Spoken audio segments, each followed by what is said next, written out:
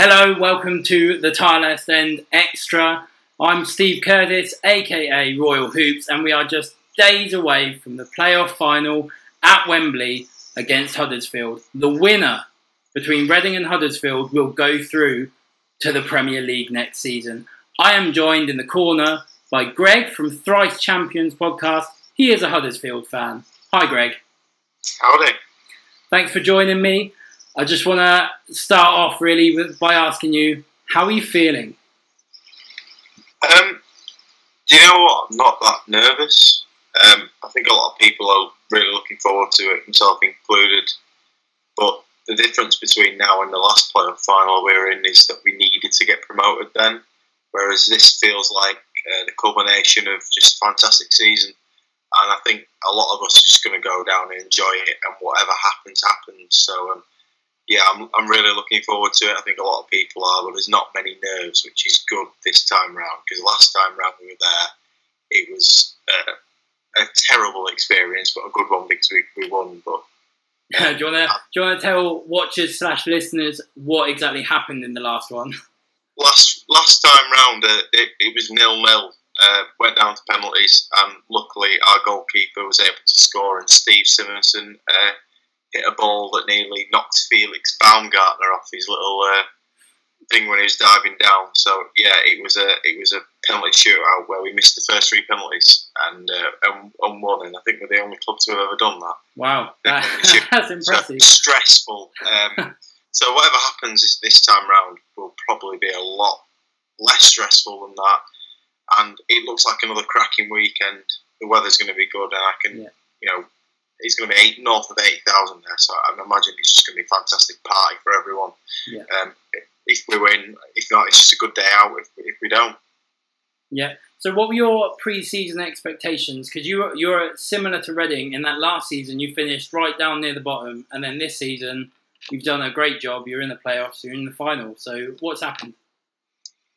I think probably mid-table would have been happy. 4 years back in the Championship and bottom third every year, relegation battle 2 or 3 times. So I think a lot of people would have been happy with mid-table top half. But it was quite evident after the start we had that we could push for a playoff place. So what's happened is that David Wagner's come in and implemented his style of football.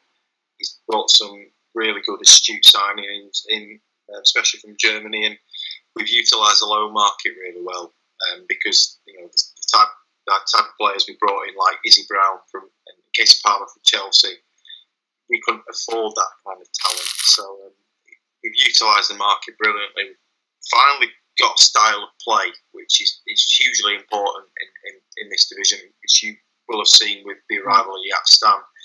And we've been organised. We're well run, and they usually lead to success. So I guess it's partly David Wagner, it's partly Dean Hoyle, who's put a lot of money into the club, and it's partly Stuart Webber, who's now left us. We're actually going out and finding a head coach who's worthy of coaching at this level. Because I don't know about you, but it took the fans at Reading a little while to get used to the way Yap Stam wanted to play.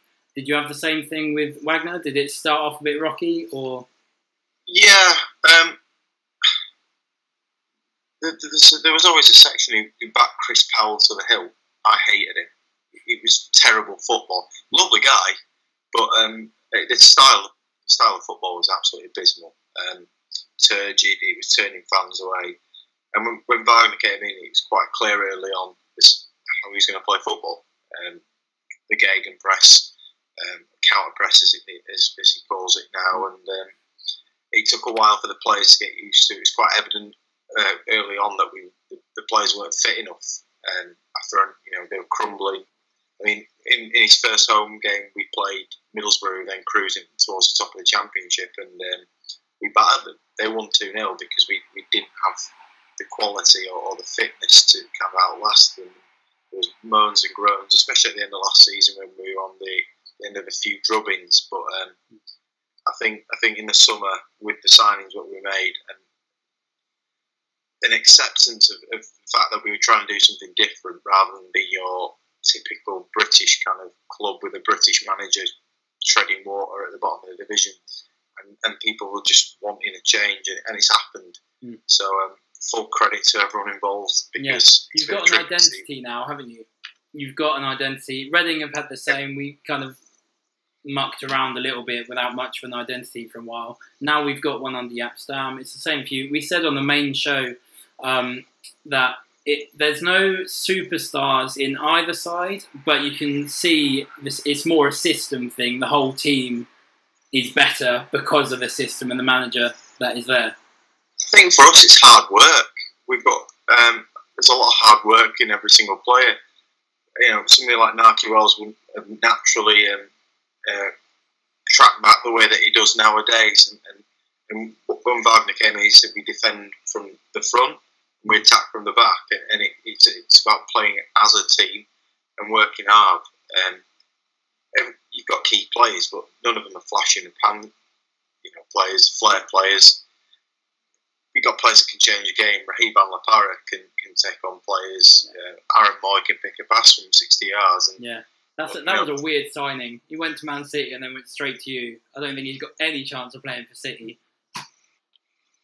It's all that whole Man City, the City club thing that they've got going on, but we can't complain because we probably benefited more than anyone, and he probably has as well. It wouldn't surprise me if we didn't win on Monday.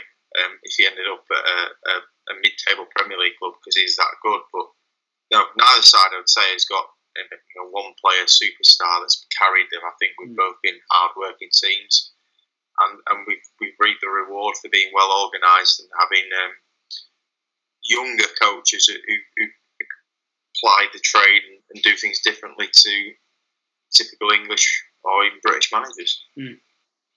So you've mentioned it a few times now, the gegenpress or the counter press. Look, where you are on the table, it's clearly worked for you. The question is, will it work on the big Wembley pitch? Certain players it will work. Jonathan Hogg is the key to the system, because his engine is superior to anyone else's. That lad could probably play for 180 minutes and not, they'd probably still have gas in the tank. Other players, I think they struggle. I think we've also, we have been missing key players. Casey Palmer's been out for a while. He's back training, but realistically, it's doubtful he'll come in. So, we've got a core side that's played a lot of games, and you never know if it may catch up with you. But I think the key thing is whoever controls possession will probably prosper, because it's a big pitch. We both sides like to control possession and will need to get on top. And if you're in possession of the ball, you don't have to do as much defending, you don't have to do as much running, and you can play to your own tempo. So I think that's probably where the game's going to be won. We could cancel each other out, and both games have been 1-0 either side. So it's two very well matched sides. Yeah, I mean, my main fear is that Reading get a bit caught out right at the start and Huddersfield press them to oblivion, and then we've conceded early, and there you go, the momentum's gone straight away. So my fear is that Reading don't start quickly. Are Huddersfield notorious fast starters? I can't say I've seen a massive amount of them this season. We've done it a few times. Brighton, we got on top of them straight away. From the first minute, we were the better team, and we absolutely destroyed them in the first 45. Other times, we've struggled, but it depends on who we're playing. I think sides that sit back against us, we've struggled to break down. We've had maybe about 80% possession. Newcastle kind of did one over us on us when we played them at home in February, March time, where they were quite willing to sit back, let us play, and they had the belief and the confidence to counter attack. So it depends how you set up. I think we play our own way, and if you come at us, there's a good chance we'll get on top. But if you sit back, I think it could be a game of chess, really. See, that's interesting, because in our semi-final against Fulham, Stam kind of did away with the patient pass around the back type thing, and he put 5 at the back, sat back, and just basically prevented Fulham and tried to hit them on the counter more than you'd think a Reading side on the Upstam would. So it sounds like he'll probably try and do the same thing again. Good work. We're a bit susceptible to getting caught on the break. But again, when we play Sheffield Wednesday, I think we'd learned from our previous games against them, and we didn't commit as many forwards. So these games, the finals, are rarely goal fest. They're usually a goal or two here, 1-0. I don't know how many times it's been 1-0 in recent times. Hull against Sheffield Wednesday, QPR against Derby. So it's going to be a tight game. It's the end of a long season as well. So it's also how both sides players, fare up. And I know you got 1 and 2 injuries, and we have as well. So it's battle of fittest, really. Yeah, I mean, they have had a 2-week break, so hopefully they won't be that tired. Nahki Wells, it feels like he always scores against Reading. How has he done this season? How's he looked game to game? And he started the season off injured, so it took him a while to catch up with the rest of the side and get up to speed. He's not scored the goals he did last season, but I actually think that's a good thing because his all-round game has improved exponentially, really. He's much better in the air for a little lad. He comes back, tracks back. There's a lot more dirty work than he used to, and I think he's learned the importance of winning the second ball. So as a striker, all round, he's improved a lot.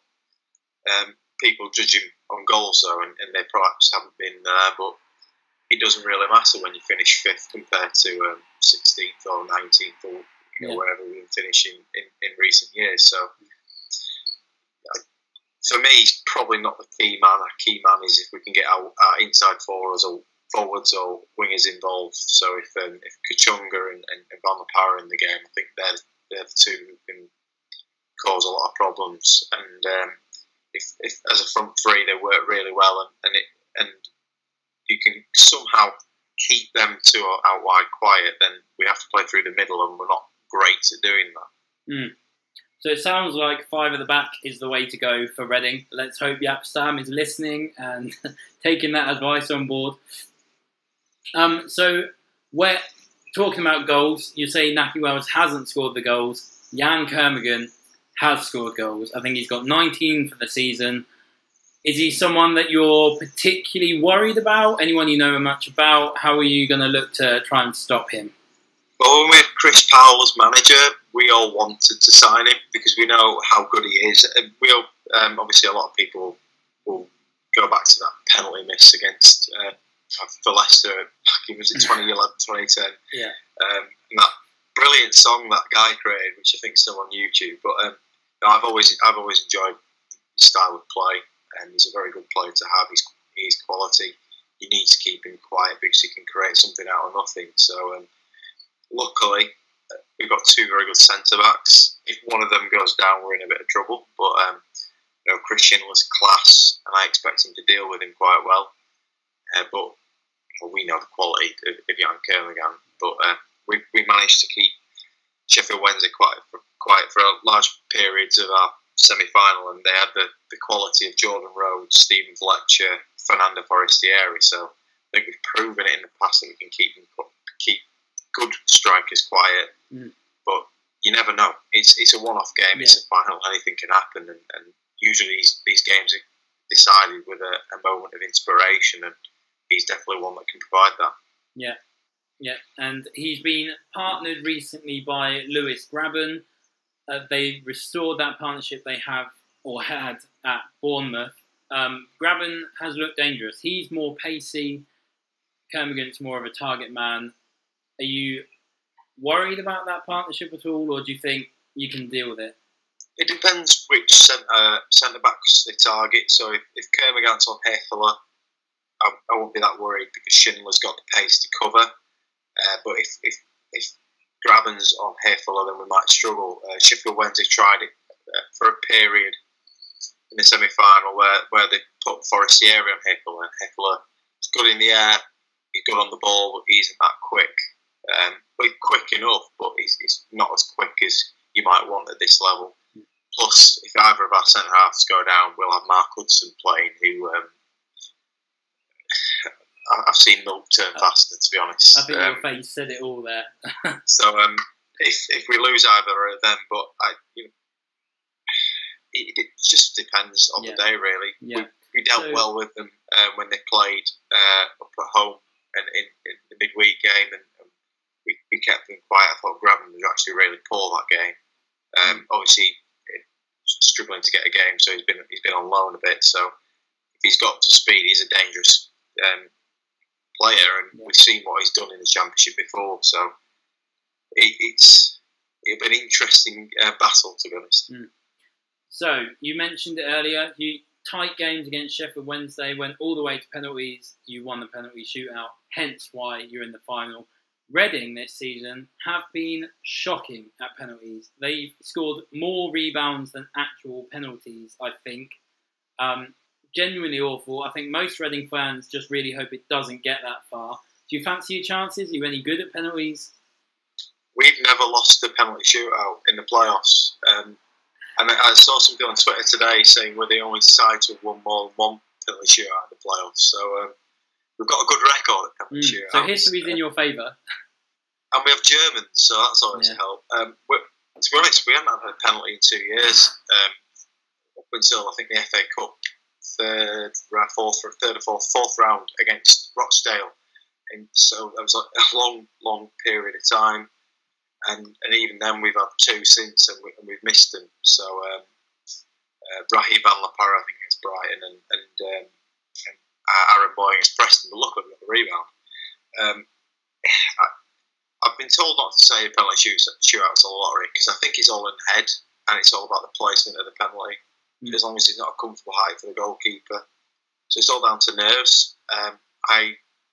I hope I don't see another penalty shootout because I think I lost in 2012 probably a year off my life. I think last week I lost probably another 6 months off my life watching that.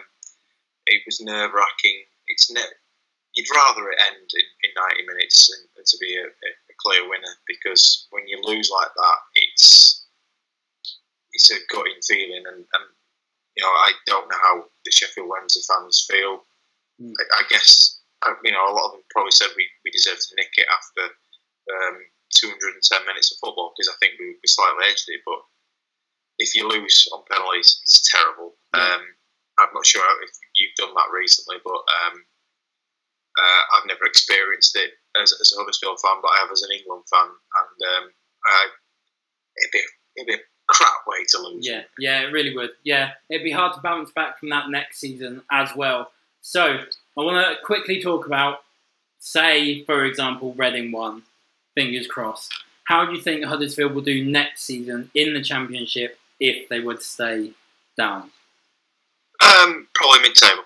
I think next season will be the toughest Championship there has ever been. Bolton and Sheffield United coming up the division. They're two very big clubs, and they historically and fan base wise, you won't put them in that division. And the clubs, look at the clubs coming down. Middlesbrough will be pretty much set. They're a Championship side, really. Still, they didn't really sign anyone good enough to keep them in the Premier League, and Hull, they've lost the manager, so you never know with a side like that. Some are a mess, but Villa will sort themselves out. Norwich will sort themselves out, and there'll be other clubs wanting to push on. So I suspect this is our one opportunity. So if we were to lose, I think we'd just go back to being a middling Championship side. And that's not being a pessimist either. I just can't see us having a season like this again, unless we were to dip heavily into the transfer market. But even then, we've had so many players who've had good seasons, like Tommy Smith at right back, that you can see teams coming in for him and pinching him. So it's and even David Varga might leave because his CV must be looking incredible right now, and a lot of sides have been sniffing around, and we barely managed to keep hold of him from Wolfsburg. So this is our one opportunity, and I just couldn't see us ever finishing so high again unless we somehow got a Chinese billionaire involved. Reading have got one of them recently. So if if Huddersfield beat Reading and go up, how do you reckon they do in the Prem? Probably get relegated. we come down with a nice lot of parachute payments and £107 million in TV money, and we'll be laughing. You never know, really. I didn't expect Burnley to do so well this time, but they've got a good manager who's with an organised team. You've seen certain sides stay up that you wouldn't have expected, and Stoke City, for example, and they've become a fixture in the Premier League. So you never know, because there are a few sides still in that division who are in a bit of turmoil. Yeah, Swansea, for one, they were very close to going. Palace, you don't know what's going to go on with them with Big Sam leaving. You can never really know what goes on until you're probably 10 games into the season. If we were to go up, I think it would be a pie for a lot of fans. To say that 12, 13 years ago we nearly went out of business to suddenly being one game away from the Premier League, it shows you how far we've come, and all credit must go to Dean Hoyle. He's probably got 7 out of 10 decisions right, which is really good for a chairman. He's made mistakes, but he's not made mistakes to put the club in a terrible position. So whatever happens, I think both sides should just enjoy it. I don't think there's any animosity between either sets of fans, and I think we both understand that we're very lucky to be in this position. Yeah. Neither side predicted to put up any trees this season. Both in the playoff final. It looks like it's going to be a really good game. One touchy subject that's happened recently is the price of the Wembley tickets. Now, for Reading fans, we're not that far. It's the travel costs, it's not that expensive. For Huddersfield fans, you've got a heck of a long way to go. What have your fan reaction been? Well, on a personal level, I'm sitting in the same block as I did 5 years ago, and I think I'm paying 25 quid more. It's a farce, really. But I think on our podcast on Monday night, we had a large whinge and a moan about it, especially about the EFL. We're lucky in a way that we've got cheap season tickets, so I think a lot of fans have kind of seen it as an offset. We pay £179 for a season ticket, paying 66 quid, which is the middling ticket, which I have. I can justify it to myself just about, and given the fact it's a chance to see Huddersfield Town in the Premier League. But it's a farce, really. We're both taking. I think we've both nearly sold out. Yeah. So the supply and demand, that whole economic thing. But on a personal note, £66.50, train fare, hotel, drinking money, food. You're looking at a 200 quid weekend. So very pricey bank. It's a lot of money. Weekend. Yeah. But I think the fans, we see with the 20s plenty and making football affordable and all that. I think the fans are just going to start going to these people in charge and saying, come on, football's supposed to be the working man's game, and not many working men will be willing to pay for a family to come down, unless they've saved up a lot of brass. And there are a few people I've seen on Twitter who actually can't afford to go, but we're very lucky that our chairman's doing a bike ride down to Wembley, like he has done every time we've been in the playoffs, which is going to pay for people who can't afford to go. So that's great on his part. But still, the EFL need to have a look at themselves, because they're a bit of a farcical organisation. Yeah. Both sets of fans weren't massively happy with that. There are arguments to both sides, but it's a worry. So we're almost at the end. I'm not going to take up too much more of your time. I do want to ask a quick question. Jaap Stam, David Wagner in a fight. What do you reckon? Oh, that's a good one. Playing days, I'd have gone Stam. If you can get the assistants involved, I'm going Wagner, because Christoph Bühler, who's the assistant, I won't mess with him.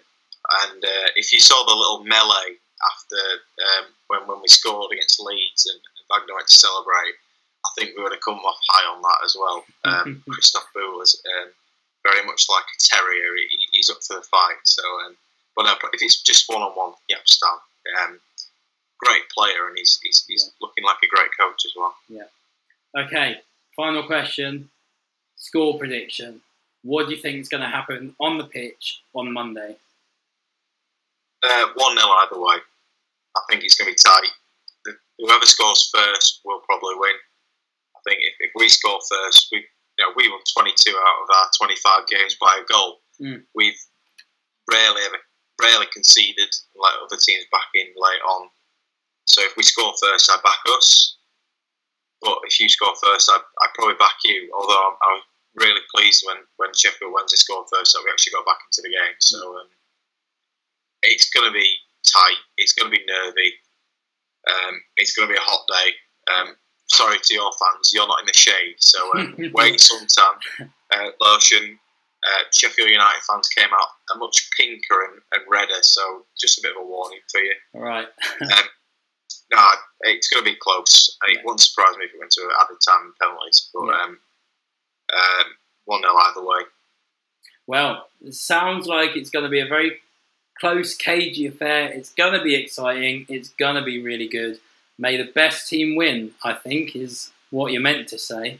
Secretly, I'm thinking, come on, Reading, turn these guys over. Both thinking that. Yeah. But to each other, to the face, we'll say, may the best team win.